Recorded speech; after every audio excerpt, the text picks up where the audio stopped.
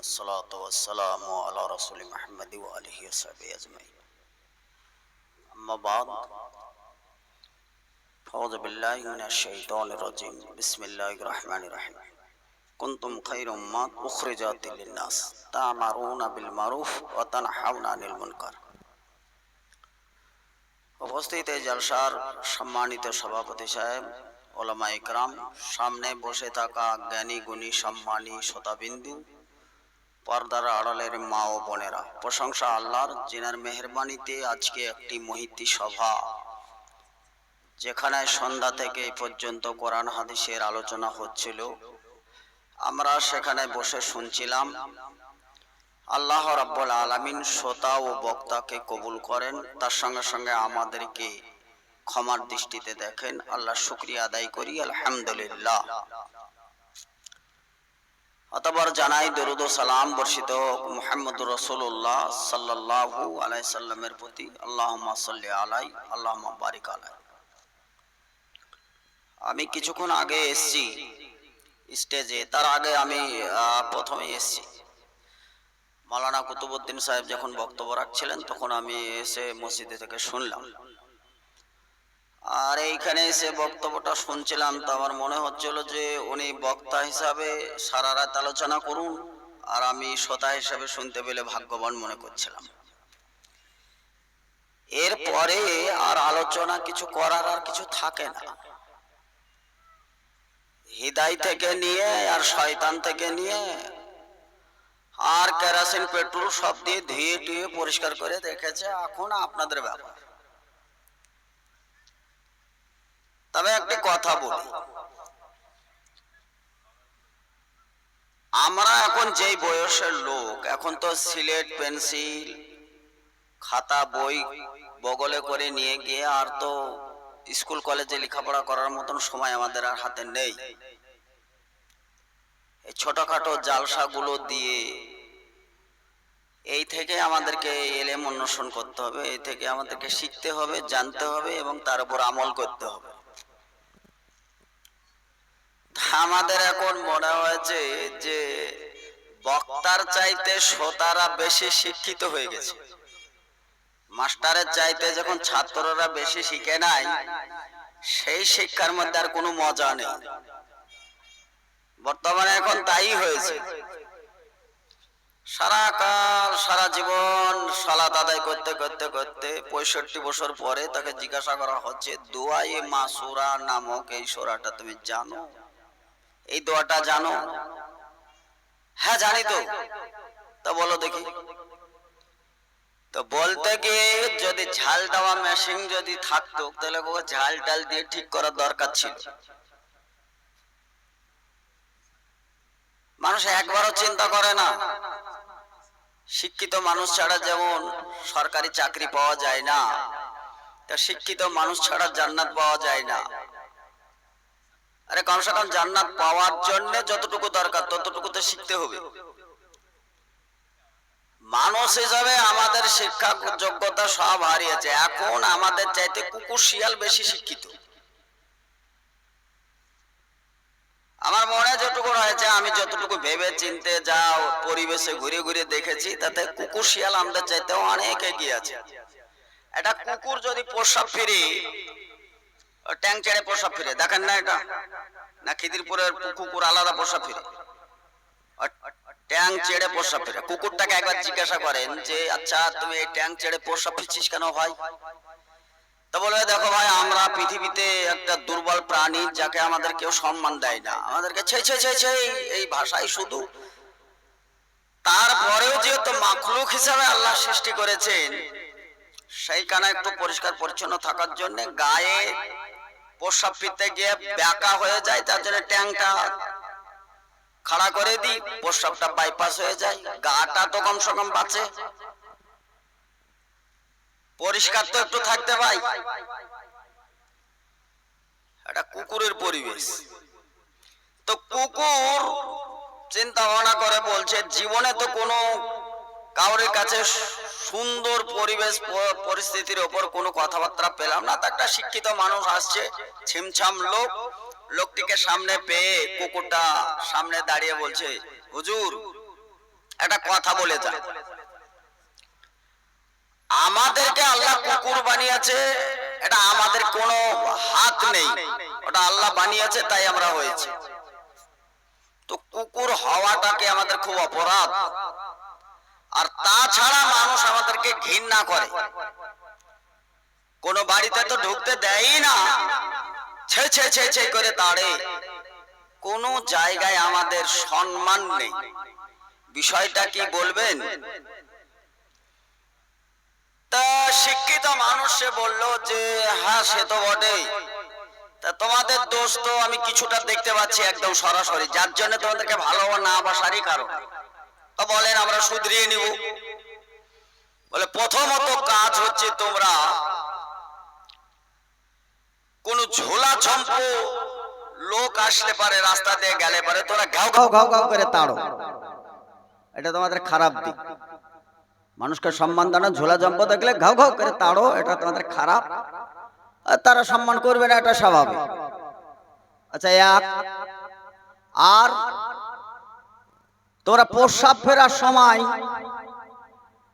গাড়ির চাকাতে, কোন ঢিপে ঢিপে জায়গাতে, কোন মাথার উঁচু জায়গাতে, কোন গাছের গোড়াতে প্রস্রাব ফিরো, এটা মানুষ মোটেই পছন্দ করে না।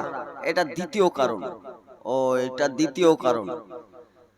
3 নাম্বার কারণ, মানুষ রাত্রে একটু আরাম বিশ্রাম নেবে, আর তোমরা করো কি রাত্রে উঠে ঘাউ ঘাউ ঘাউ ঘাউ করে এই পাড়ার কুকুরকে ওই পাড়া, আর ওই পাড়ার কুকুর এই পাড়ায়, এ চেঁচিয়ে গোটা এলাকাকে তোলপাড় করো।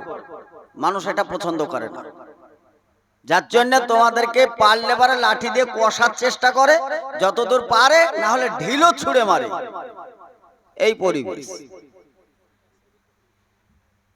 আপনার যুক্তি পরামর্শ শুনে আমি খুব খুশি হলাম। কুকুরটা বলছে আমরা খুব খুশি হলাম।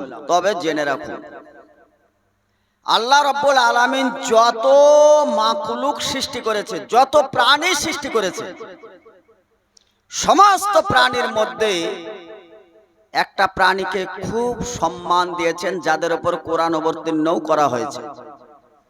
কোরআন কার উপর অবতীর্ণ হয়েছে? একটা প্রাণী, লাকাদ খালাকনাল ইনসানা ফি আহসানি তাকওয়িম, যে প্রাণীটার উপরে কোরআন অবতীর্ণ করা হয়েছে। কোরআন এত একটা মূল্যবান সম্পদ, পড়লে নাকি পাওয়া যায়, শুনলে নাকি পাওয়া যায়। পড়ালেও উত্তম হয়, পড়লেও উত্তম হয়। খায়রুকুম মান তাআল্লামাল কোরআন আল্লামা। এই কোরআনটা একটা সম্প্রদায়ের উপর, একটা প্রাণীর উপর আল্লাহ তাআলা অবতীর্ণ করেছেন। এই বড় সম্মানিত একটা প্রাণী। আর তার সঙ্গে সঙ্গে আল্লাহর একটা নির্দেশ দিয়েছে যে সমস্ত জমিনে তোমাদের জন্য ইবাদতের একটা জায়গা করা হলো। ইবাদত থেকে তোমরা গাফেল হইও না। অর্থাৎ তোমরা যেখানে প্রয়োজন মনে করবে এবং আল্লাহকে ডাকার ইচ্ছা করবে, স্মরণে আসবে, তোমরা সেই জায়গাটা সিজদা করবে। অর্থাৎ জমিনটা তোমাদের জন্য সিজদার জায়গা বানানো হয়েছে। এখন কথা হচ্ছে, ওই বিদ্বানকে যার কাছে কুকুর প্রশ্ন করেছিল, তার জবাবে কুকুরটা বলছে, দেখুন আল্লাহ রাব্বুল আলামিন জমিনটাকে সমতল বানিয়েছেন একটা প্রাণীর জন্য, যার জন্য সিজদার জায়গা বানানো হয়েছে। এখন যে সমতল জায়গায় তারা সিজদা করবে, সালাত আদায় করবে, নামাজ পড়বে। আর আমরা প্রাণীর মধ্যে সবচাইতে দুর্বল এবং নিকৃষ্ট কুকুর, এটা তো পারি না জমিনের সমতল জায়গায় প্রস্রাব ফিরি। জমিনের সমতল জায়গায় যদি প্রস্রাব ফিরি আর অজান্তে সেই জায়গায় যদি তারা সেজদা করে, তাহলে তাদের সেজদাটা কবুল হবে না। ওর জন্য আমরা বাছাই করে নিয়েছি, গাড়ির টায়ারে যদি প্রস্রাব করি, ও টায়ারে গড়ি নিয়ে চলে যাবে। ডিহিডি জায়গায় যদি করে, তো ওই ঢিপ জায়গাতে ইবাদত সিজদা করার জায়গা না। গাছের গোড়াতে প্রস্রাব করি, গাছের গোড়া সিজদা করার জায়গা না। অত সমতল জায়গাটাকে আমরা বাঁচিয়ে রাখি। এই জায়গাতে মানুষই তো সিজদা করবে, এই জায়গাটাকে আমরা ছেড়ে রাখি, এই জায়গায় প্রস্রাব করি। কুকুরের মন্তব্যটা ভালো না? কুকুরের মন্তব্যটা ভালো না? ভালো না? ভালোই তো। সমতল জায়গা আপনাদের জন্য, আমাদের জন্য ছেড়ে দিয়েছে। আর ডিডি জায়গাগুলো, তারপরে কুকুর এত নিকৃষ্ট কেন? এটা ভালো একটা। আর একটি কথা বলছে যে ঝোলা ঝম্প দেখলে ঘাউ ঘাউ করে তোমরা তাড়ো, এটা মানুষ পছন্দ করে না। কুকুর বলছে এটা আপনার কাছে আমরা যা বুঝলাম তাতে আপনাদেরকে খারাপের দৃষ্টি, খারাপ লেগেছে, কিন্তু আমরা ভিন্ন। আমরা দেখছি ওমা উরিদু মিনহুম মির রিজকি ওমা উরিদা ইতমুন, যাকে আল্লাহ সৃষ্টি করেছেন তার রুজির ব্যবস্থা করেই সৃষ্টি করেছেন, করেন নাই? বাচ্চা হওয়ার আধ ঘন্টা আগে বালতি নিয়ে দুধ দোহাতে গেলে দুধ পাবেন? বাচ্চা হয় নাই, আধ ঘন্টা আগে যদি দুধ নিব মনে করেন, তেল নিয়ে গেছেন, বালতি নিয়ে গেছেন, দুধকে পিয়াছেন, সব কিছু করছেন, কিন্তু বাচ্চা হয় নাই, দুধ পাওয়া যাবে? দুধ পাওয়া যায় না। দুধটা কখন পাওয়া যায়? বাচ্চা হওয়ার সঙ্গে সঙ্গে ওই স্তনে দুধ নিয়ে আসে। এইটা অন্য কাউরে কোনো পরামর্শ না, এটা আল্লাহ রাব্বুল আলামিনের নিজস্ব দায়িত্ব নিয়ে একটা দুধের ব্যবস্থা করেছে। বাচ্চা হলেই দুধ চাইবে, খাবার চাইবে। টা টা শব্দ তোমরা বুঝতে পারো না, আমরা এটা বুঝতে পারি। টা টা শব্দের মধ্যেই এটা আমার গুণগান আছে, তার মধ্যে আবার রুজির ব্যবস্থা আছে। রুজি চাইবে, আমার দিতে হবে, সেই দিয়েছে। ফলে সে আল্লাহকে ভুলে গিয়ে ঝোলা জম্প নিয়ে মসজিদ মসজিদ যায়, বা এমনি দাঁড়ে দাঁড়ে যাচ্ছে, লা ইলাহা ইল্লাল্লাহ, মা দুটো ভিক্ষে দেবা গো। এই কলেমাটা ভিক্ষের ঝুলিতে ভরেছে, ওই ঝোলা দেখলে আমাদের মেজাজ খারাপ হয়। এই কলেমাটাকে ভিক্ষের ঝুলিতে ভরেছে, ভরে দাঁড়ে দাঁড়ে বলছে লা ইলাহা ইল্লাল্লাহ, মা দুটো ভিক্ষে দাও গো। এই দাঁড়ে দাঁড়ে ভিক্ষে করে বেড়ায়। কুকুর বলছে ভিক্ষের জায়গা থাকা, সেই জায়গায় ভিক্ষে করা বাদ দিয়ে দাঁড়ে দাঁড়ে মানুষের কাছে ভিক্ষে করে বেড়ায়। এরা তো আমাদের চাইতে খারাপ, যার জন্য আমার দেখলেই গা চলে যায়, করে দাঁড়িয়েছে। মানুষের মধ্যে এরা এক কলেমা বেচে খায়। সিজদার মধ্যে যাওয়ার পরে আল্লাহুম্মা গফিরলি ওয়ারহামনি ওয়াফিনি ওয়াহদিনি ওয়ারযুকনি দোয়া করে না আপনারা? করে না? এটা সিজদায় এই দোয়াটা করে তো না? কি করে? আল্লাহুম্মা গফিরলি, আল্লাহ তুমি আমাকে ক্ষমা করো, ওয়াহদিনি, আল্লাহ তুমি আমাকে হেদায়েত করো, ওয়ারযুকনি, আল্লাহ তুমি আমাকে রুজি দাও। তো সিজদা করে আল্লাহর কাছে রুজি চাইবে। আল্লাহর কাছে রুজি চাওয়া বাদ দিয়ে, আচ্ছা বেশ, আল্লাহর কাছে রুজি চাওয়া বাদ দিয়ে মানুষের দ্বারে দ্বারে ভিক্ষে করে বেড়ায়। এটা কুকুর পছন্দ করে না, যার জন্য ঘাউ ঘাউ ঘাউ ঘাউ করে তাড়ে। তাহলে কুকুর কোনটা পছন্দ করলো না? সমতল জায়গায় সিজদা করার জন্য ছেড়ে দিয়েছে, এখানে কুকুরে প্রস্রাব ফেরে না। ঝোলা ঝম্প দেখলে ঘাউ ঘাউ করে, ভিখারি পছন্দ করে না। আর কি, রাত্রি যখন হয়, ওই রাত্রিতে কুকুরে ঘাউ ঘাউ ঘাউ ঘাউ করে এই পাড়া থেকে ওই পাড়া হুলিয়া করে বেড়ায়, মানুষের ঘুম ভেঙে যায়। আল্লাহ রাব্বুল আলামিন বলছেন মানুষের খুব সীমিত আয়ু দিয়েছি, বয়স খুব অল্প বয়স, তাকে ইবাদত করে আল্লাহর নৈকট্য লাভ করতে হবে। যে আমার পূর্বে বক্তা বলছিলেন, আতে মানুষ ঘুমিয়ে আছে, ফজরের সালাত কাজা হয়ে যায়, তাহাজ্জুদ চলে যায়, যার জন্য আমরা ঘাউ ঘাউ ঘাউ ঘাউ করে উঠিয়ে দিই। আরে আল্লাহর কাছে যাও, একটু ইবাদত বندگی করো, আর কতক্ষণ ঘুমাবে? তোমাদের পরকাল হারাছে, যার জন্য আমরা ওদেরকে জাগিয়ে দিই, উঠ ইবাদত কর, সামান্য টাইম। ইবাদত বিহীন মরলে জাহান্নামে যেতে হবে, এটা স্মরণ করিয়ে দিই। তাহলে কুকুর মোটামুটি দায়িত্ব পালন করে না? কুকুর দায়িত্ব পালন করে না? করে না? কুকুরের এতটা গুণ থাকা সত্ত্বেও নিকৃষ্ট কেন? কুকুরের এতটা গুণ থাকা সত্ত্বেও নিকৃষ্ট হওয়ার কারণ হচ্ছে দুটো, মেন দুটো, আরো আনুষঙ্গিক কিছু আছে। দেখেন এবার এই জায়গাটা আমাদের আছে কিনা একটু চিন্তা ভাবনা করবেন। যেহেতু আমরা মানুষ, আমাদের উপর কোরআন অবতীর্ণ করা হয়েছে, আমাদের উপর নবী ও রাসূল এসেছিলেন, ইন্নাল্লাহ রাব্বি ওয়া রাব্বুকুম ফাবুদু, হাযা সিরাতুল মুস্তাকিম, সঠিক রাস্তা দেখাতে এসেছিলেন। নারী পুরুষ নির্বিশেষে নবী একজন, মুহাম্মদুর রাসূলুল্লাহ সাল্লাল্লাহু আলাইহি ওয়াসাল্লাম। চলেন এবার দেখি কুকুরের যেটা নিকৃষ্ট, যে তার দুটো কারণ পাওয়া গেছে। এক, কুকুর নিজের জাতির হিংসা করে। কুকুরের একটা কাজ কি? নিজের জাতির হিংসা করা। ওই পাড়ার কুকুর যদি এই পাড়াতে আসে, তাকে সম্মান করা বাদ দিয়ে অসম্মান করে, করে না? এত দাঁত ঝাড়ে, মানে এসেই অপরাধ করেছে, মানে পঞ্চায়েতের বাপের একাই, মনে হয় না এরকম? আর দাঁত ছাড়া দেখে ও কুকুরটা বলছে ভাই আমি আত্মসমর্পণ করেছি, আমার ভুল হয়েছে, তোমাদের পঞ্চায়েতে আর জীবনে আসবো না। লেজটা একবারে নিচে ভরে দিয়ে আত্মসমর্পণ করে, তারপরেও ওকে ঘাউ ঘাউ ঘাউ ঘাউ করে তেড়ে নিয়ে যায়। মানে নিজের জাতকে দেখতে পারে না, এটা নিকৃষ্ট। ওই যত ভালো কাজ ছিল একটা কাজে এক অপরাধ দেওয়া সব শেষ হয়ে গেছে। আর একটা তার নিকৃষ্ট কাজ, সেই কাজটা হচ্ছে কুকুরের লজ্জা স্থান তুলনায় লেজটা অনেক বড়। দেখেন না, কুকুরের লজ্জা স্থান ছোট, তুলনামূলক লেজটা অনেক বড়। কোন কুকুরকে আজ পর্যন্ত দেখেছেন সে ভদ্র যে লেজ দিয়ে তার লজ্জা স্থান ঢেকে রেখেছে? বরঞ্চ 3-4 পেজ দিয়ে দেখে এবারে গোটা দুনিয়াকে দেখায়, যত পারবি দেখেলে ফ্রিতে কোনো পয়সা লাগবে না।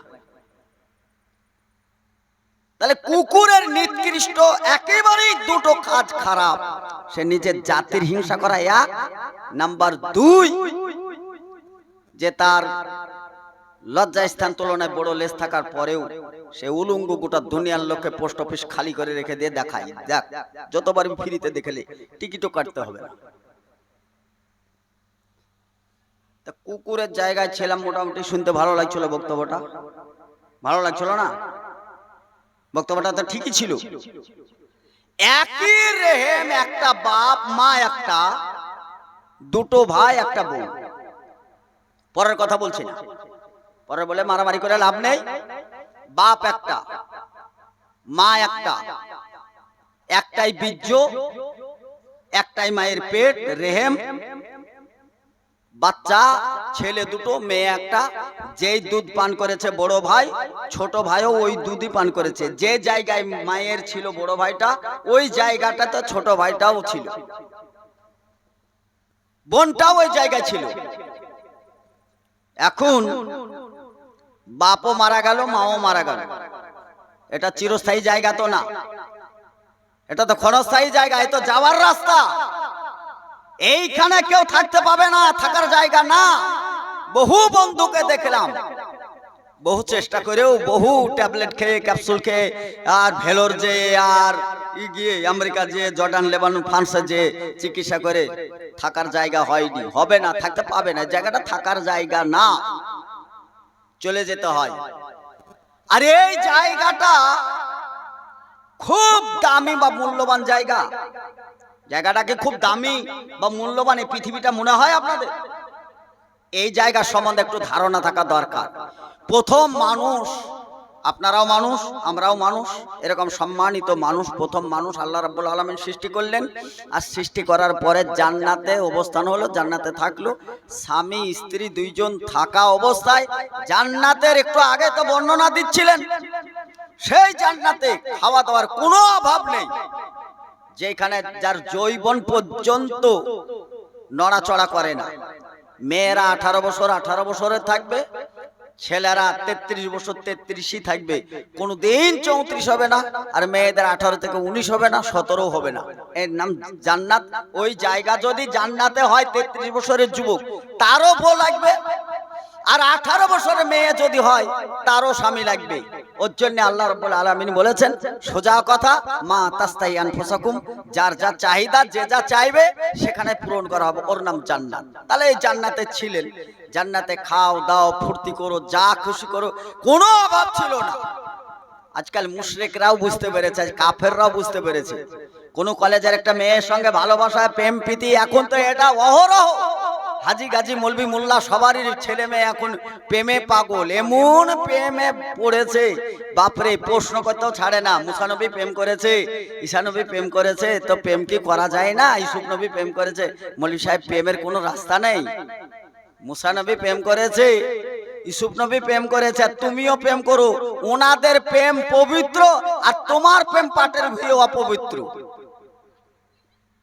তোমার প্রেম, তুমি ওই জায়গায় এসে তুমি প্রেমের স্বীকৃতি নিতে চাও। স্বামী স্ত্রীর দাম্পত্য জীবন, তারা জান্নাতে আছে। জান্নাতে থাকতে থাকতে আল্লাহ রাব্বুল আলামিন বললেন, জান্নাতে খাও দাও বাবু, লা তাকরাবা হাযিস শাজারা, এই গাছটার কাছে যাবে না, এই গাছটা ভয়ঙ্কর গাছ, আর এই গাছের নিকটে যাবে না। নিকটে যাওয়ার কথা নিষেধ করা হলো। কিন্তু দেখবেন মানুষকে যত নিষেধাজ্ঞা করা হয়, যে বিষয়ে যত নিষেধ করা হয়, সেই বিষয়ে মানুষের এত আগ্রহ, জানি না কি যে ব্যাপার, আল্লাহই ভালো জানে।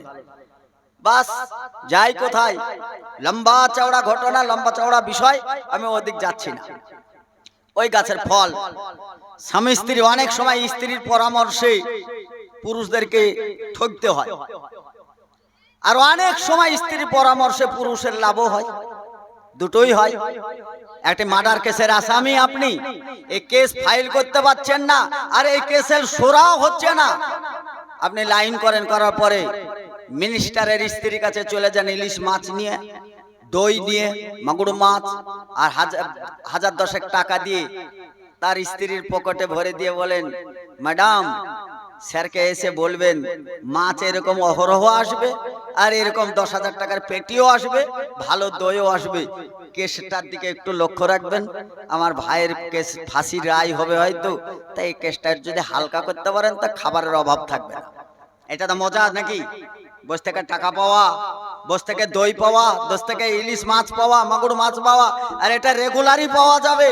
এই যে স্ত্রীর কানে ঢুকেছে, এখন আমার কাছে মিনিস্টার হলেও, আমার কাছে এসপি হলেও, আপনার কাছে পুলিশ দারোগা হলেও ঠিকই এক সময় ঘরে যায় না?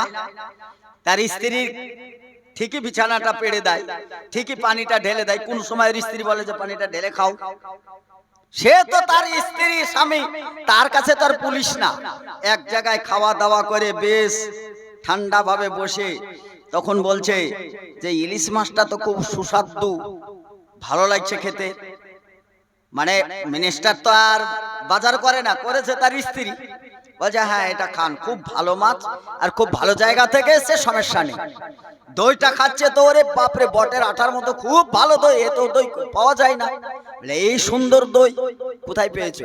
সবটা খাওয়ার পরে তখন বলছে এই যতগুলো খাবার খেয়েছো এই সব খাবার কিন্তু ওই লোক দিয়ে গেছে, তার ভাই নাকি কেসে ঝুলছে, যেমন এইদিকে ভালো করে গিলেছো ওইদিকে কলমটা হালকা করে চালাইও। এখন স্ত্রীর কথা শুনতে হবে না, হবে না? স্ত্রীর কথা এবার শুনতে হবে না, হবে না? এই যে দই মেরেছে, ইলিশ মাছ মেরেছে, আর 10,000 টাকার নোট এনে সামনে ফেলে দিয়েছে, কেসটা হালকা করে দেখো, এরকম মাল রোজই ঝাড়িবে, রোজই তুমি গিলবে।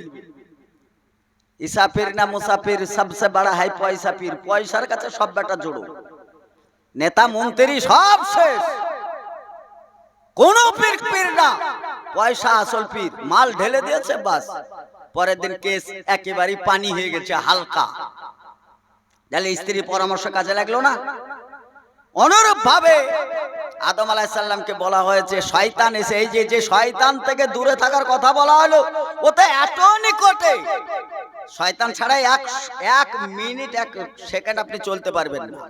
শয়তান আপনার রগে রগে, ইন্না শয়তানা ইয়াজরি ওয়াকালাল মাজরা আলাদ দাম, শয়তানের রগে রগে যেমন রক্তগুলো যায়, শয়তান ওই রগে রগে যায়। কেমন করে যায়? শয়তানের একটা চ্যাপ্টার বলছি, পরে গেল, পরে আবার যদি সময় থাকে বলবো। পায়খানা ফিরতে যাওয়ার সময় একটা দোয়া আছে, দোয়া নাই? আল্লাহুম্মা ইন্নী আউযু বিকা মিনাল খুবুসি ওয়াল খাবাইসি, আল্লাহ তুমি, আমি পানাহ চাইছি শয়তান, নাপাক জিন ও জিনুসে, মানে নারী পুরুষ থেকে, আমি শয়তান থেকে আমি পানাহ চাইছি। তো বেশ ভালো দোয়া করলেন, দোয়া আছে, দোয়া করলেন, ভালো করলেন, কিন্তু পায়খানা ফিরতে টুক করে পকেটে হাত ভরছেন, বলার আর দরকার আছে? পকেটে হাত ভরা মানে বলার আর কেউ আর এই ভাষা প্রকাশ করার দরকার আছে? টুক করে পকেটে হাত ভরলেন, পায়খানা বের করার একটা ক্যাপসুল বের করলেন, আগুন দিলেন, দেওয়ার পরে ফুক ফুক করে টানছেন, এদিকে গুপ গুপ করে পায়খানা ফিরছেন। বলেন তো আল্লাহুম্মা ইন্নী আউযু বিকা মিনাল খুবুসি ওয়াল খাবাইসি রুখতে পেরেছে আপনাকে? আল্লাহ জি ইয়াসবিসু ফি সুদুরিন নাস মিনাল জিন্নাতি ওয়ান নাস, জিন শয়তান দুয়া দিয়ে ঠেকানো যায়, কিন্তু মানুষ শয়তানকে ঠেকানো যায় না। মানুষ এত শয়তান যে এদেরকে রুখা যায় না। চলুন, জান্নাতের ফলটাল খাওয়ার পর বেবস্ত্র, একদম উলঙ্গু, দুইজনই কাপড় গাছের পাতা মাথা পরে নিজের লজ্জা স্থানটাকে হেফাজত করার চেষ্টা করলো বটে, কিন্তু কিছুক্ষণ পরে পায়খানার পেন হলো, পেটের টাবল দেখা গেল, পায়খানা ফেরা, পায়খানা ফিরবে, পেট ধরে বেড়াচ্ছে যে পায়খানা ফেরা। গোটা জান্নাতে তো আর পায়খানা ফেরার জায়গা নেই। আমার এখন পায়খানা চাপালেই কি আমি পায়খানা স্টেজে পায়খানা করতে দেবেন না? আমি পারবো? সম্ভব? কি মসজিদে ছিলাম, মসজিদে কি পায়খানা ফিরতে পারা যাবে? সম্ভব? জান্নাতে পায়খানার ব্যবস্থা করা নেই। আল্লাহ রাব্বুল আলামিন বললেন, হে জিবরিল যাও ওদের দুই ডানা ধরে ওদেরকে পায়খানা দেখিয়ে দাও, পায়খানা ঘর দেখিয়ে দাও, আর ওদেরকে পায়খানার জায়গায় পাঠিয়ে দাও, ফেলে দাও ওদেরকে। এখন পায়খানা ঘর ফেলে দাও বলতে পায়খানা ফিরতে কোথায় আসলো? এতটুকু তো শুনেছেন, কোথায় আসলো বলেন? পায়খানা ফিরতে আসে না। এই যে দুনিয়াতে পায়খানা, এই যে দুনিয়া এটা পায়খানা, পায়খানার ঘর, পায়খানা ফিরতে আসলো। দুনিয়াতে পায়খানা ফিরে, এটা পায়খানার জায়গা। আর এই জায়গা দিয়ে একই মায়ের পেট থেকে দুই ভাই এক বোন হয়, বাপ মা মরে গেছে, এখন ভাই ভাই পঞ্চায়েত মিলে ভাগ করে দেওয়া হচ্ছে। এখন এই বাড়াবাড়ি পাঁচির দিয়ে এর বউ ওর বোর মুখ দেখবে না, আর ওর বউ এর বোর মুখ দেখবে না, ঝালাঝালি হয়েছে। কুকুরের হিংসা করছিল, তখন মনে হচ্ছিল যে কুকুর খুব নিকৃষ্ট। এবার কোথায় যাবে? এবার কোথায় যাবে? যদি বলা মেজো ভাইয়ের বাড়ির তরকারি স্বাদ কেমন আমি বলতে পারবো না, এ ছোট ভাই বলছে বড় ভাইয়ের বাড়ির তরকারির স্বাদ কেমন আমি বলতে পারবো না। মায়ের দুধের স্বাদ দুজন একসঙ্গে পান করলো, আর এত বড় দুনিয়াতে বলে আলু মুলোর স্বাদ পায় না।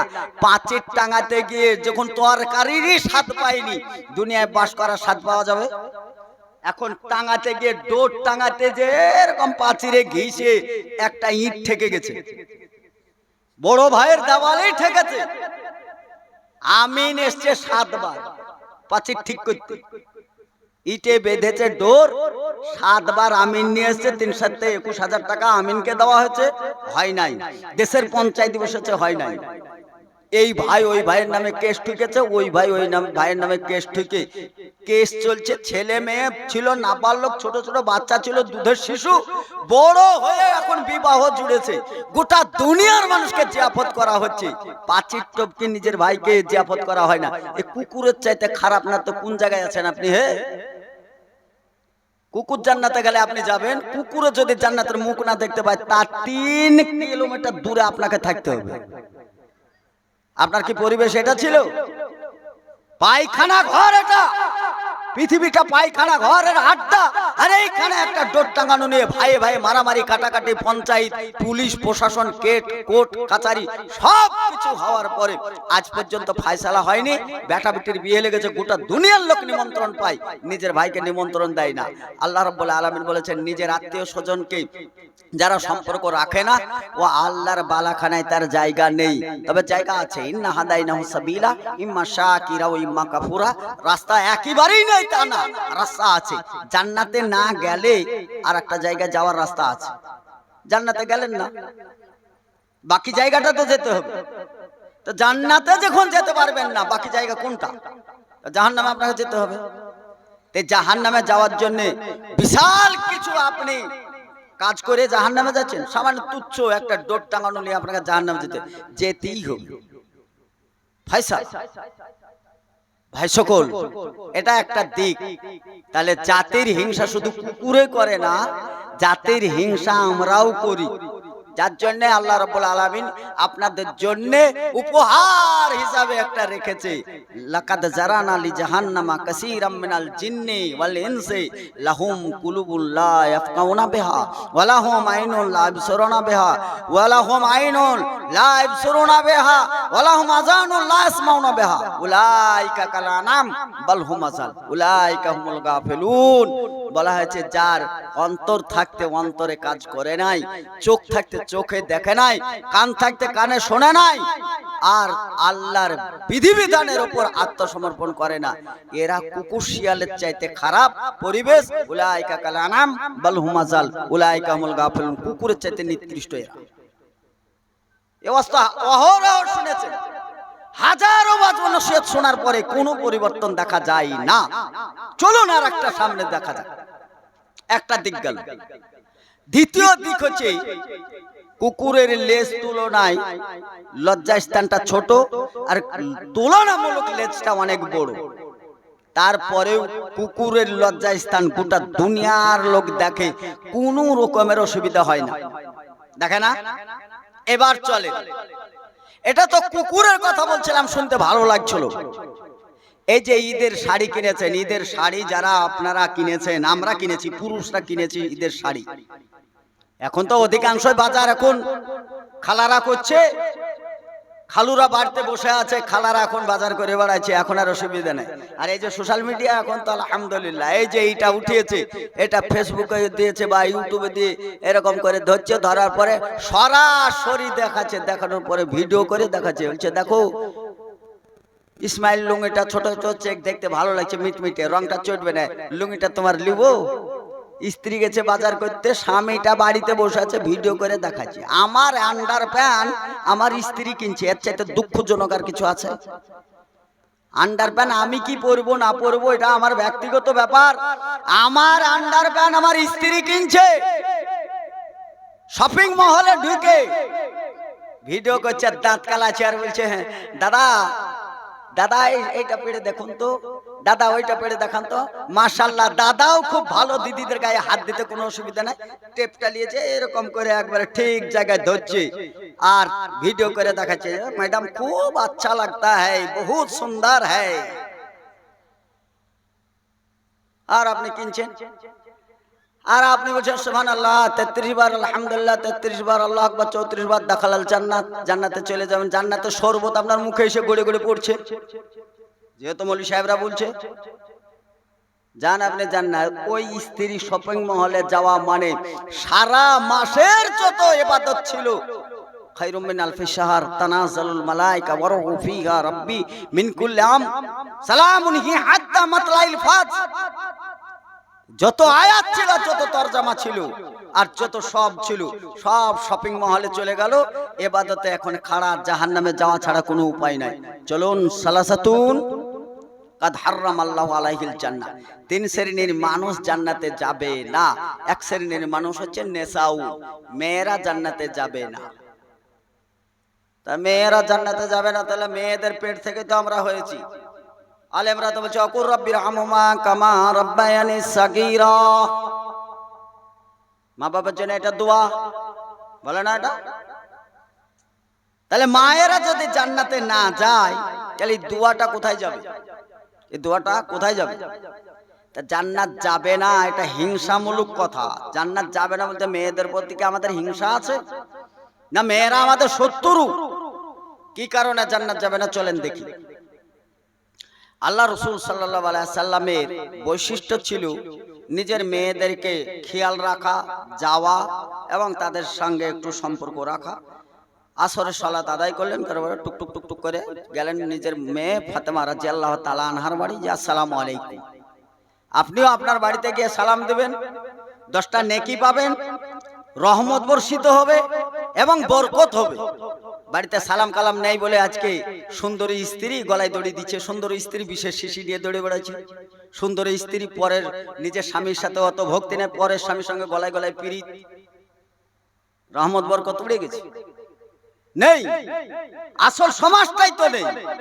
চলুন রাসূল সাল্লাল্লাহু আলাইহি সাল্লামের চরিত্রটা বলি, তারপরে সাবধানতা বাণীটা বলি।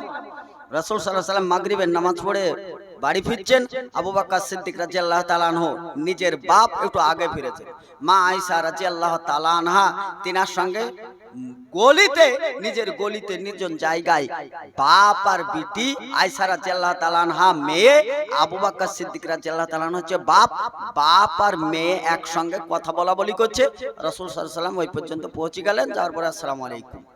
তো ওয়ালাইকুম সালাম। কে আবু বকর? জি হ্যাঁ। কে তুমি? আয়েশা রাদিয়াল্লাহু তাআলা আনহা। জি হ্যাঁ। তোমরা বাপ বেটি তো এখানে নির্জন জায়গায় গল্প করছো কেন? এখানে কথা বলছো কেন?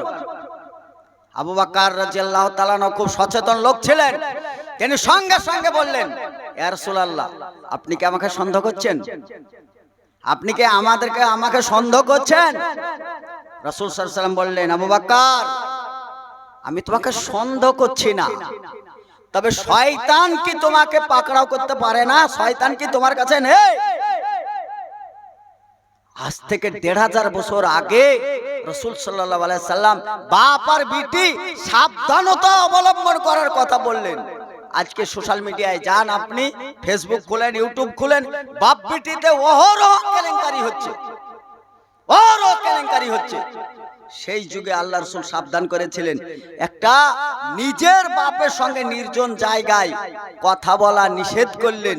আর আমাদের মেয়েরা, আমাদের যুবতী মেয়েরা স্কুল ফ্রেন্ড বয়ফ্রেন্ডকে নিয়ে চলে আসছে, এ কে তো গার্লফ্রেন্ড আর ও কে তো বয়ফ্রেন্ড, ফ্রেন্ড চলছে। আবু বকরের মতন একজন ইমানদার সাহাবীকে সাবধান করছেন, আর অসাবধানতায় শিক্ষিতা মহলে আজকে কিনা তো মেয়ে উচ্চ মাধ্যমিক দিয়েছে, এই সুযোগ সুবিধাটা গ্রহণ করায় অশিক্ষিত বাপের মাথার উপর ঝুড়ি মেরে দিয়ে বলছে এটা বয়ফ্রেন্ড। এখন স্কুল কলেজে এরকম হয়, আপনারা জানেন। ধমকা ধমকি দিয়ে কিছুদিন পরে দেখা গেল সমান অধিকার নিতে নিতে দেখা যাচ্ছে একজনের অধিকার বেড়ে চলে যাচ্ছে। অবৈধ সন্তান পেটে এসে বিরোধ করছে। একটা সিনেমার নাম শুনছিলাম, কুমারীর মা। তো কুমারীর মা, এটা যখন শোনার পরে আর কিছু বাকি থাকে? কুমারীর মা মানে অবিবাহিত পেটে বাচ্চা। আমাদের সমাজে অবিবাহিত পেটে বাচ্চা অহরহ রাত্রি জাগরণের রাত্রিতে কতজনের হাতে আই লাভ ইউ লেখা আছে, আর তীর এমন ভাবে মেরেছে যেটা এরকম লাভ চিহ্ন দেওয়া হয়, ওইটা হচ্ছে স্ত্রীদের লজ্জা স্থান, আর তীর চিহ্নটা হচ্ছে লিঙ্গ চিহ্ন। এটা বোঝা, আমাদেরকে বোঝাবেন সব কিছু শিখা হুঁ মাইনে না শিখা হুঁ সিয়ারি সচ है দুনিয়া वालों মাই হুঁ নারী। আমাদেরকে পাগল মনে করেন নাকি? আপনাদের লাভ চিহ্ন বুঝি না? হাতে স্ক্রিনে লিখেছে লাভ, আর একটা তীরের ফালা ভরে দিয়েছে লাভের ভিতর দিয়ে, এটা বোঝাচ্ছে I love you. I love you একটা পরপুরুষকে আই লাভ ইউ বলে সম্বোধন করে কি বোঝাতে চেয়েছো তুমি? আই লাভ ইউ এর হকদার যদি হয়, সবচাইতে বড় হকদার তার বাপ, বড় হকদার তার মা। ভ্যালেন্টাইন্স ডে ভালোবাসা দিবসের নাম দিয়ে তুমি ভালোবাসা করার জায়গা পেলে না। সবচাইতে বড় ভালোবাসার অধিকার রাখে তার বাপ, তার চাইতে বেশি অধিকার রাখে তার মা। মা বাপ কোথায় পড়ে থাকে, কোথাকার পরপুরুষ জানা নেই, শোনা নেই। ফেসবুকে ফোনে বাক্য লাভ হয়েছে, কথাবার্তা হয়েছে, তাতে প্রেম প্রীতি ভালোবাসা হয়ে গর্ভবতী হয়ে ঘুরে আসছে। সমাজকে আর মুখ দেখাতে পাওয়া যায় না। শেষের দিকে বিচার পঞ্চায়েত বসছে, বাপ গলায় দড়ি দিতে যাচ্ছে, মা বিষ খাচ্ছে, আর না তো ওই মেয়েটাকে পানিতে ঝাঁপ দিয়ে মরতে হচ্ছে। এই মৃত্যুর জিম্মা আল্লাহ লেন নেই, অতএব এই মৃত্যু আল্লাহর যেমন জিম্মা লেন নেই, অতএব তার জানাজা পড়া না পড়া আর কোন জিম্মা থাকে? আর কোন জিম্মা থাকে বলেন? সমাজ কোথায় গিয়েছে? কি দিয়ে এই সমাজকে উঠাবেন বলেন? সালাসাতুন কাদ হারামাল্লাহু আলাইহিল জান্নাত, তিন শ্রেণীর মানুষ জান্নাতে যাবে না। এক শ্রেণীর মানুষ হচ্ছে নেসাউন, মেয়েরা জান্নাতে যাবে না। তো যাবে না, চলুন একটু এগিয়ে যাই। বিশ্বনবী জনাবে মুহাম্মদুর রাসূলুল্লাহ সাল্লাল্লাহু আলাইহি সাল্লাম তিনি আসরের সালাত আদায় করে টুক করে ফাতেমা রাদিয়াল্লাহু তাআলা আনহার বাড়ি গিয়ে আসসালামু আলাইকুম।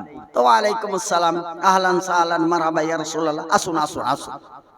আল্লাহ রাসূলকে ডাক দিলেন, ঘরে বসতে দেওয়ায় আসনে একটু বসলেন।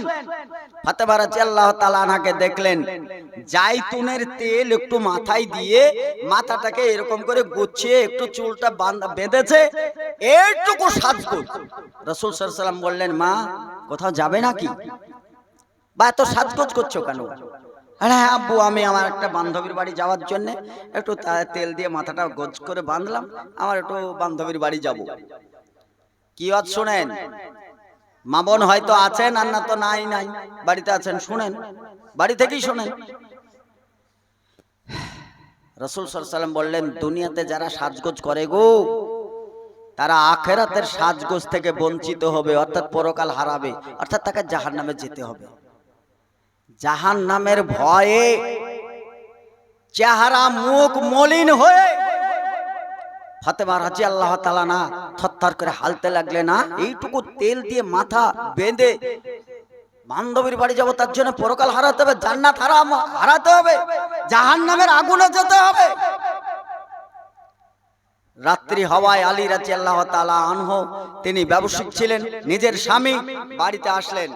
ফাতেমা রাদিয়াল্লাহু তাআলা আনহা ওসিয়ত করছেন, কি বলছেন? আলী রাদিয়াল্লাহু তাআলা আনহু বলছেন, আপনি আমার স্বামী, জীবনেও কোনোদিন সেই রকম অধিকার নিয়ে আপনার সামনে দাঁড়াইনি, আজকে একটা অধিকার নিয়ে দাঁড়িয়েছি। প্রথমত আপনি আমার এই অধিকারটা কবুল করছেন নাকি বলেন। আলী রাদিয়াল্লাহু তাআলা আনহু বললেন, আমি জীবনেও কোনোদিন আপনার কোনো অধিকারের কথা শুনি নাই, আজকে যখন এসছেন সামনে অবশ্যই চেষ্টা করব আপনার কথাটা রক্ষা করার। বলুন তো কি বলছেন? স্বামী স্ত্রী কথা কত মিষ্টি মিষ্টি। স্বামী স্ত্রীতে আমরা ভালো মিষ্টি কথা বলতে পারি না, স্ত্রীতে দেওরের সাথে ভালো করে কথা বলে, নিজের স্বামীর সঙ্গে জ্বলন্ত কথা, আর দেওরের সঙ্গে রসগোল্লার মতন কথা। দুলা ভাই অনুরূপ ভাবে নিজের বোর সঙ্গে অত ভালো মিষ্টি কথা বলে না, শালীদের সাথে কি রসগোল্লার মতন মিষ্টি মিষ্টি কথা বলে। জাহান্নামে যাওয়ার রাস্তা এরা গুছাই করে নিয়েছে। শ্বশুর বাসুর সবই ভালো, মিনসে কপাল পোড়ারে, হাড় মোর জ্বালায়ে দিল দেওরারে। শোনেন না একটা গান, এরকম গান বলেছে না, বলে না?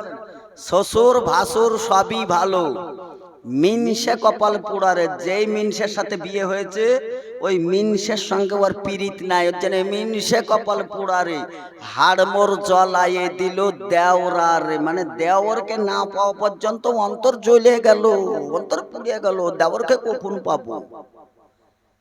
আর হাদিসের ভাষা হচ্ছে মৃত্যুর চাইতে বেশি ভয় করো দেওরকে। আরে এরা দেওরকে নিয়ে পীড়িত করছে। দেওর থাকলে তো ভালোই হতো। চলুন, রাসূল সাল্লাল্লাহু আলাইহি সাল্লামের মেয়ে ফাতেমা রাদিয়াল্লাহু তাআলা আনহা তিনি মিষ্টি মিষ্টি কথা বলছেন তেনার স্বামীকে। আল্লাহ রাব্বুল আলামিন বলছেন, তোমার স্বামীকে যত মিষ্টি কথা বলে, যত ভালোবেসে, যত আনন্দ দিয়ে রাখবে, তোমার স্বামীর মুচকি হাসিটা কবুল হজের নেকি পাওয়া যাবে। বলা যাবে একবার সুবহানাল্লাহ? আমরা কি হাদিস পড়েছি না, জেনেছি না, মেনেছি? বাস্তব জীবনে এগুলো নিয়ে আসা হয় নাই। নিজের স্বামীকে তুচ্ছ তাচ্ছিল্য করি, অপরের সঙ্গে কি হেসে হেসে কথা। আর কি দোলা ভাই হোক আর খোলা ভাই হোক, খোলা ভাই বুঝেন না, যে আসে সেই ভাই। দোলা ভাইয়ের সাথেও যত মজা, খোলা ভাইয়ের সঙ্গে তত মজা। যত খারাপ ব্যবহার স্বামীর সাথে, মা বোন সাবধান হয়ে যান। রাসূল সাল্লাল্লাহু আলাইহি সাল্লাম বললেন, যারা দুনিয়ায় বেশি সাজগোজ করবে, আখিরাতের সাজগোজ থেকে তারা বঞ্চিত হয়ে যাবে। শুধুই তাই বললেন না, কথাটা শোনার পরে যার ঈমান আছে, ঈমানের তারা কি বেড়ে গেল, আল্লাহর ভয়ে কম্পমান হয়ে গেল। আলী রাদিয়াল্লাহু তাআলা আনহু যখন আসলেন, স্বামী স্ত্রী দাম্পত্য জীবনের মিষ্টি মিষ্টি ছোট ছোট কথা আলোচনা হয়। ওই কথার মধ্যে এরকম বলছিলেন, ও আমার স্বামী, আমি জীবনেও কোনো আবদার নিয়ে আপনার সামনে দাঁড়াই নাই, আজকে একটা আবদার নিয়ে দাঁড়াবো। আমার এই আবদারটা আপনি পূরণ করবেন কি না এটা আগে বলুন, আগে কবুল করে নেন। আলী রাদিয়াল্লাহু তাআলা আনহু বললেন, অবশ্যই ফাতেমা, জীবনে কোনোদিন এরকম বড় আবদার নিয়ে আসেননি, আজকে একটা আবদার নিয়ে এসেছেন। আমি নিজে কথা দিচ্ছি আপনার আবদারটাকে গ্রহণ করা হবে, আপনি নিশ্চিন্তে আপনি বলতে পারেন, কোনো সমস্যা নেই। ফাতেমা রাদিয়াল্লাহু তাআলা আনহা বললেন, যদি আমার স্বামী আমার একটা কথা গ্রহণ করুন, যদি আমি রাত্রিরে মারা যাই তাহলে আমাকে দিনের অপেক্ষা করবেন না, আমাকে রাত্রিরে দাফন কাফনের ব্যবস্থা করবেন, কোনো লোকের আনাগোনা দরকার নেই। যদি দিনে মারা যায় কোনো এলান করার দরকার নাই, কাউকে জানাবার দরকার নেই, আপনি থাকবেন আর আমার দুই হাসান হোসেন জননী থাকবে। যদি আর দুই একটা লোক যদি শামিল হয়, কবর খোঁড়া পর্যন্ত যটা মানুষ নিয়ে সম্ভব হবে তাকে দিয়ে আমার সমাধি করে দিবে, আমার কথাটা কি রক্ষা হবে? আলী রাদিয়াল্লাহু তাআলা আনহু তিনি বললেন, আমার স্ত্রী আপনি নিশ্চিত থাকেন, আপনার কথাটাকে আমি আগেই কবুল করে নিয়েছি, কথা দিয়েছি, আমি এই কথার বাইরে আমি আর কোনো কথা বলবো না, আপনার কথা যা বলেছেন তাই করবেন। সত্যি সত্যি আল্লাহর যে হয় আল্লাহ তার হয়ে যায়।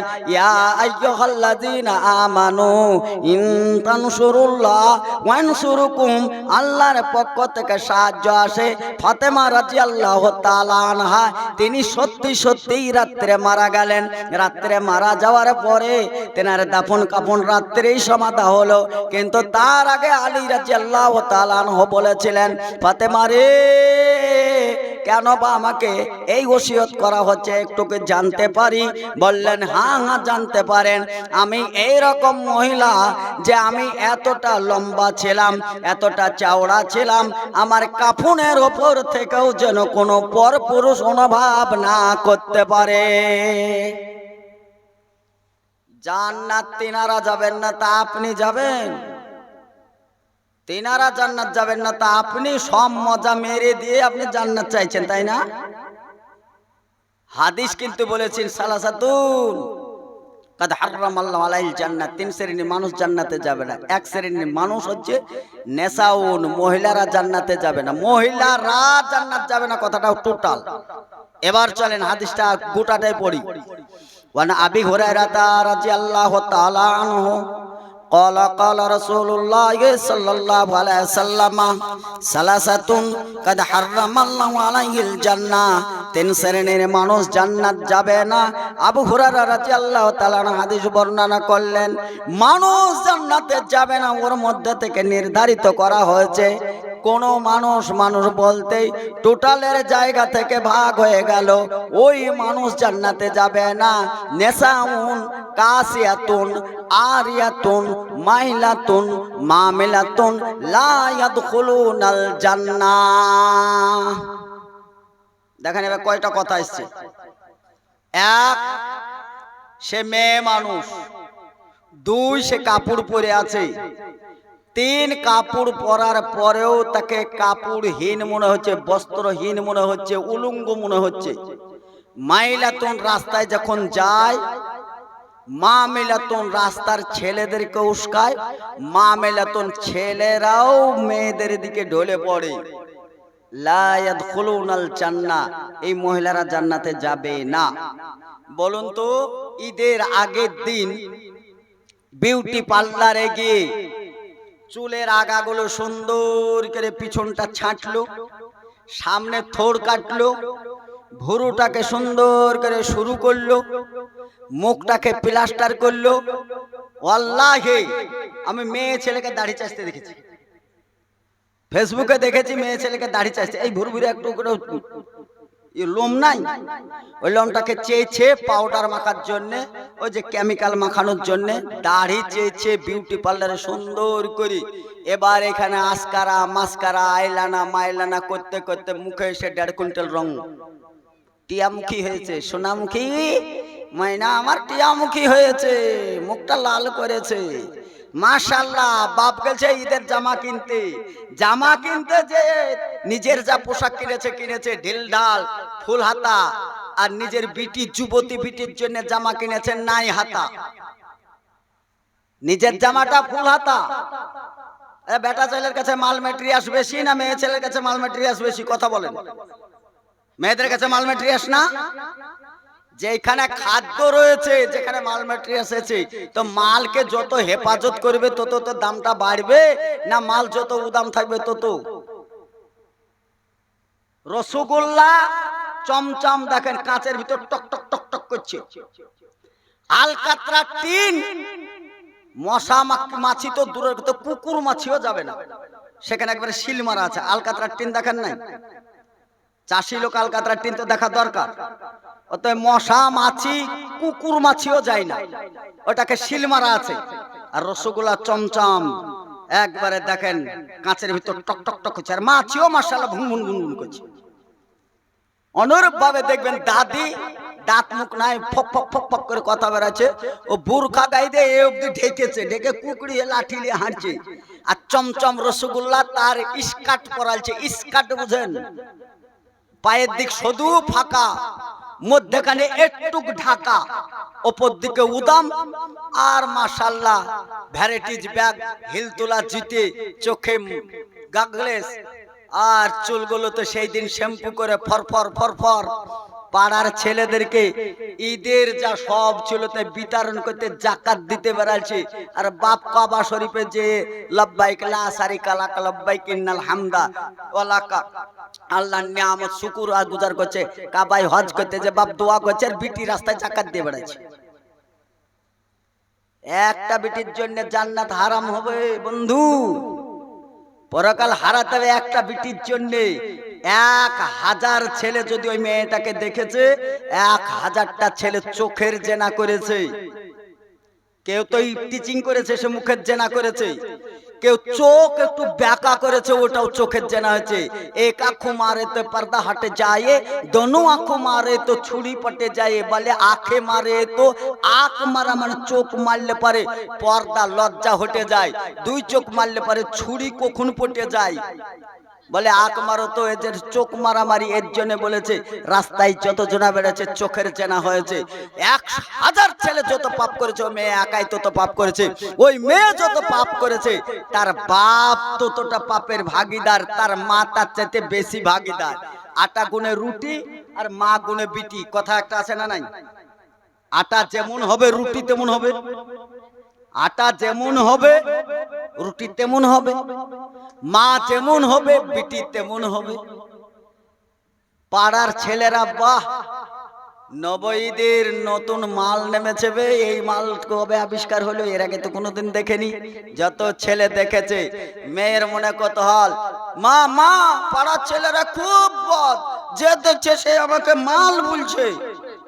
মেয়ে নালিশ দিচ্ছে মায়ের পঞ্চায়েতে, আর মা বলছে বেটি ও বলুক, মাল বললে তো কি হলো, আমিও মাল ছিলাম। তোর বাপের সাথে বিয়ে হওয়ার পরে কখন লটা ঘোষটি উড়ে চলে গেছে, এখন আমি মা হয়ে গেছি, তোরও বিয়ে দিয়ে দিব, তুইও মা হয়ে যাবে, এখন কিছুদিন মাল হয়ে ঘুরে বেড়া। আচ্ছা, মালের আপ ডাউন আছে না নাই? মালের টাটকাও আছে, মালের পচাও আছে, কথা বলছেন না? মালের পচা নাই? যে মাল হবে সে মাল তো পচবে। বলেন তো এই মালটা পচা মাল না টাটকা মাল? কথা বলেন, খোলা মাল পচা না টাটকা? এই পচা মাল। বিবাহর সময় যখন বিবাহ জুড়েছে, এই গার্জেনরা বুঝতে পেরেছে ছেলের পক্ষে যে পচা মাল আমার গোডাউনেতে রাখতে চাইছে, গোডাউনের ভাড়া যখন 5 লাখ টাকা নিচে, তখন হুজুরদের মাথা খারাপ, পণ লওয়া হারাম। হুজুররা বলে না পণ নেওয়া হারাম, মৌলভী সাহেবরা বলছে না পণ নেওয়া হারাম। যে মৌলভী সাহেবরা যে পণ নেওয়া হারাম বলছে, তো যে মালটাকে নিয়ে আসে আমার গোডাউনে রাখবো, ও তো পচা মাল আমার গোডাউনে রাখতে গেলে তো গোডাউনের ভাড়া লাগবে, গোডাউনের ভাড়া তো লাগবে, তো গোডাউনের ভাড়া নিয়ে ওই মাল রাখবে। পণ নেওয়া হারাম মানে কিসের হারাম? যে মেয়েটা কোরআনের হাফেজা, বুরখা পরে হেফাজত করে, নিজের শরমগা হেফাজত করেছে, পর্দাকে আল্লাহর বিধান অনুপাতে পরিচালিত হয়েছে, ওই মেয়েটাকে মোহরনা দিয়ে, টাকা দিয়ে, সম্মান দিয়ে বিয়ে করে নিয়ে আসে। এখনো আছে এরকম প্রায় জায়গায়। বাবা বলে যে মৌলভী সাহেব বিভিন্ন জায়গায় আপনি ওয়াজ করতে যান, একটা ভালো মেয়ে থাকলে খোঁজ দেন না, বলে না? তাহলে ভালো মেয়ের এখনো দাম আছে না নেই? ভালো মেয়ের এখনো দাম আছে। আমরা মৌলভী মানুষ, রাস্তায় গেলে পারে বেশ কিছু হেঁটে চলে যাই। কেউ যদি মোটরসাইকেলে যায়, অনেকে বলে যে মৌলভী সাহেব বাড়ি যাবেন নাকি? জি হ্যাঁ বাড়ি যাবো, হেঁটে যাচ্ছি। আসেন আসেন আসেন, সে গাড়িতে উঠিয়ে নেয়, মোটামুটি তো একটু সম্মান করে। কোনো মাস্টার চলে যায়, অনুরূপ ভাবে যায়, খুব পরিচিত লোক হলে গাড়িতে উঠাবে, নাহলে মাস্টার সাহেবকে হেঁটেই যেতে হবে। কোরআন থাকলে তার হেফাজত হবে, কিন্তু বুরখা এখন নামাজ নেই, নামাজ নেই, রোজা নেই, বুরখা গাইতে বেড়াচ্ছে ফ্যাশন, নামাজও পড়ে না, পর্দাও করে না। বুরখাটাই পর্দা, নিচেটা ঘাগরা বুরখার, আর ওপরটা টাইট ফিটিং। বাংলাদেশ থেকে একটা শুনছিলাম যে বুরখা আলী মেয়ে আমায় পাগল করেছে। ওই বুরখা আলী মেয়ে আমায় পাগল করেছে মানে বুরখা গায়ে দিয়ে কি প্রেম করা হয়? বুরখা গায়ে দিয়ে কি মানুষের সামনে ওপেন হওয়া হয়? বুরখা গায়ে দিয়ে নিচের দিকটা এত টাইট ফিটিং, নিচেরটা ঘাগরা, কোন রকম মাথাটা ঢেকে রেখেছে, রোদে মুখ পুড়ে যাবে বলে এটা নামালছে। রোদের আবহাওয়া শেষ, মুখ উদাম করে গোটা দুনিয়ার লোককে দেখিয়ে বেড়াচ্ছে, বুকে ওড়না ফোড়না কিচ্ছু নেই। বর্তমান বিশেষজ্ঞরা ডাক্তার পরামর্শ নিয়ে বলছে পুরুষের চোখের সঙ্গে শয়তানের নজর যায়, প্রথম পড়ে মহিলাদের বুকে, তারপরে মুখে। পুরুষের নজর মহিলাদের বুকে আগে, তারপরে মুখে। এই শয়তানি নজরটা যে অনেক মহিলাদের ব্রেস্ট ক্যান্সার হচ্ছে, অর্থাৎ ব্রেস্ট ক্যান্সার হওয়ার কারণই হচ্ছে তারা খোলা পোশাক পরে ঘুরে বেড়ানোর জন্য। কি দিয়ে বোঝায়? বাচ্চা ছেলেকে দুধ পান করায়, বাচ্চা পান করে না, টা টা করে কান্না করে। অনেক সময় গামছায় জড়িয়ে নিয়ে গিয়ে ওই বাচ্চাটাকে হুজুরদের কাছে ফু দিয়ে নিয়ে আসে, পানি পড়া নিয়ে আসে, ফুটু দিয়ে শয়তানি আসার কাটলে পারে দুধ পান করে। তাহলে শয়তান কত আক্রমণ আর কত শত্রু, কত নিকটে আপনি বুঝতে পারেন। আপনি মনে করছেন এই দিনই যাবে, এই রকমই সময় যাবে। জি না, আপনার দাদির দিকে একবার তাকিয়ে দেখেন, আপনার নানির দিকে একবার তাকান, খালার দিকে তাকান, ফুপুর দিকে তাকান। আপনার মতনই স্মার্ট ছিল, আপনার মতনই চেহারা ছিল, আপনার মতনই টান টান ছিল। আজকে তুপড়ি হয়ে কিসমিস হয়ে গেছে, বাদুড় হয়ে গেছে, দাঁত নেই, কানে আর গয়না ঝোলানোর জায়গা না, নতি আর নেই, চামড়াগুলো ঝুলিয়ে চলে এসছে, চোখটা এদিকে চলে এসছে, চোখে পিষ্টি কিষ্টি সব দেখাচ্ছে। এরপরে কবরের লাইন, মরার সঙ্গে সঙ্গে বিসমিল্লাহি আলা মিল্লাতি রাসূলিল্লাহ সাল্লাল্লাহু আলাইহি সাল্লাম, এটা রাসূলের মিল্লাত অনুপাতে তোমাকে মাটি দিলাম, কিন্তু সারা দিন ডিজাইন করে ঘুরে বেড়ালো। এটা তো পুরুষের মামলা, নারীদের মামলা।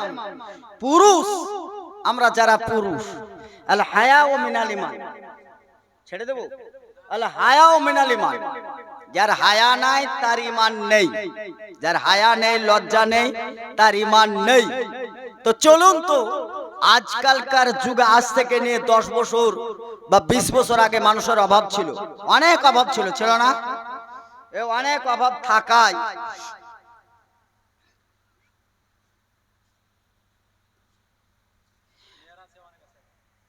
আদায় করবে নাকি? আচ্ছা আচ্ছা, এখন অনেক পুরুষ দেখা যায়। আজ থেকে 20 বছর আগে মানুষের প্রচন্ড অভাব ছিল, খাদ্য খাবার ছিল না, এরকম অভাব ছিল না আমাদের। সেই রকম সাহারি ইফতারিতে গোশত খাওয়াটা দুষ্কর ব্যাপার ছিল। আলু মুলোই জোগাড় করতে পারিনি, ডুমুর ফুমুর গুলো এনে রান্না বান্না করে খেয়েছি। আর এখন প্রতিদিন গোশত ছাড়া ভাত খাই না। অনরব ভাবে অভাব ছিল, কিন্তু স্বভাব চরিত্র ভালো ছিল। একটু প্যান ম্যান ছিঁড়াছুড়ি থাকলে পারে লজ্জায় স্কুল যেতে পারতো না। কে পারতো না পারতো জানি না, আমি স্কুল যাইনি, পটি লাগানো প্যান পরে স্কুল গিয়েছি, বড় লজ্জার বিষয় ছিল একটু ছেঁড়া প্যান হলে। আর আজকে ছেঁড়া প্যান, ঈদের পোশাক বাজার থেকে কিনে নিয়ে আসছে ছেলেরা, সামনের দিকেও ছেঁড়া, পিছন দিকেও ছেঁড়া, ছেঁড়া ফাটা পরে আছে, বসতে যে তার আলু বেরিয়ে যাচ্ছে, দেখতে পাওয়া যাচ্ছে। এই নাকি দুনিয়ার ফ্যাশন, এই নাকি দুনিয়ার ফ্যাশন। ছেঁড়া ফাটা প্যান্ট পরে এই পাড়ার একটা ফকির ভিক্ষে করতে করতে এই পাড়ায় এসছে। আসার পরে ফকিরের মনটা খুব খারাপ, এর ছেঁড়া ফাটা প্যান্ট দেখে ফকিরের মন খারাপ, যে শালা আমি এলাম বটে, কিন্তু আমার আগে আর এক ফকির চলে এসছে, ভিক্ষে তো পাবো না।